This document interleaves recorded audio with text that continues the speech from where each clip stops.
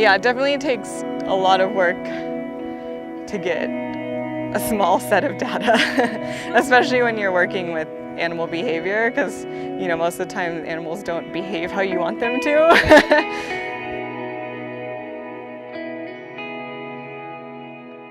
We hope to be technology drivers for new ideas.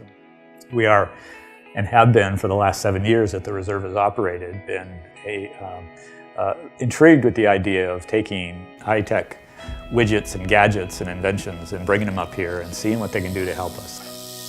So all of our snakes have radio transmitters implanted in them, and these transmitters emit kind of a radio wave frequency, and then we have a receiver that we can program all the snake's individual frequencies into. And this guy might be a little crazy.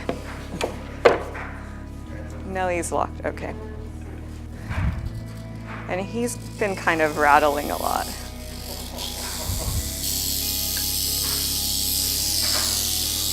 So I kind of like hold them and just try and maneuver their head through.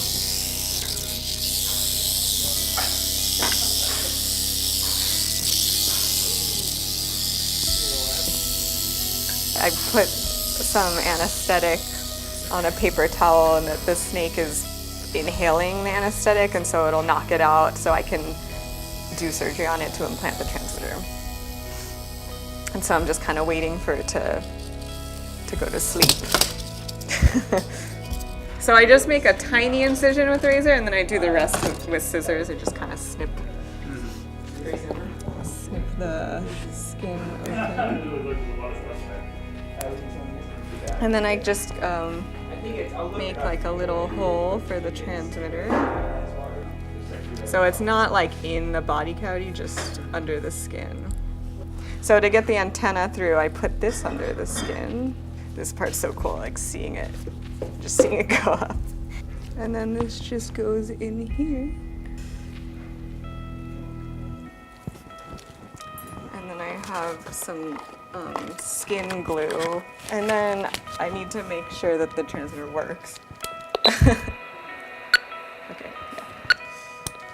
So it's sort of like your car radio station where you like switch to the channel that corresponds to whatever station you want to go to. So we have different channels for the snakes. The louder the pulse, the closer I am to the snake. And then the faster the pulse, the hotter the snake is. So they're temperature sensitive transmitters.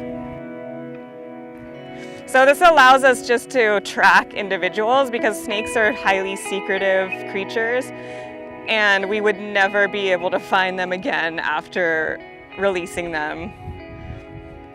And it looks like he's still underground, so he's probably in a burrow somewhere. And his signal's loudest here. So he's in a burrow underground.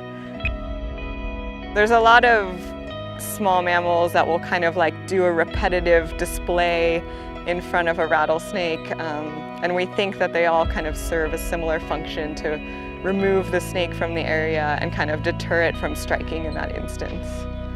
So over many, many thousands of years, the squirrels have evolved kind of snake-specific defenses to deal with their main predator. And so they have very specific behaviors that they kind of employ to deter snakes from eating them. And the one we're looking at is called tail flagging, where they approach snakes closely and wave their tails back and forth. And so, it seems silly, and it might seem like a dumb thing to do, to approach your main predator within strike range and wave your tail back and forth, but this must have a benefit for them, or else they wouldn't even be alive, right?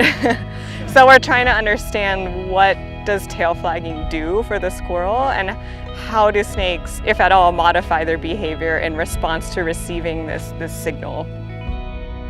We found so far, just from natural observations, that squirrels that do tail flag are less likely to be struck by snakes. So it seems that it is kind of deterring the snakes from striking, and we think that they're kind of telling the snake, I see you.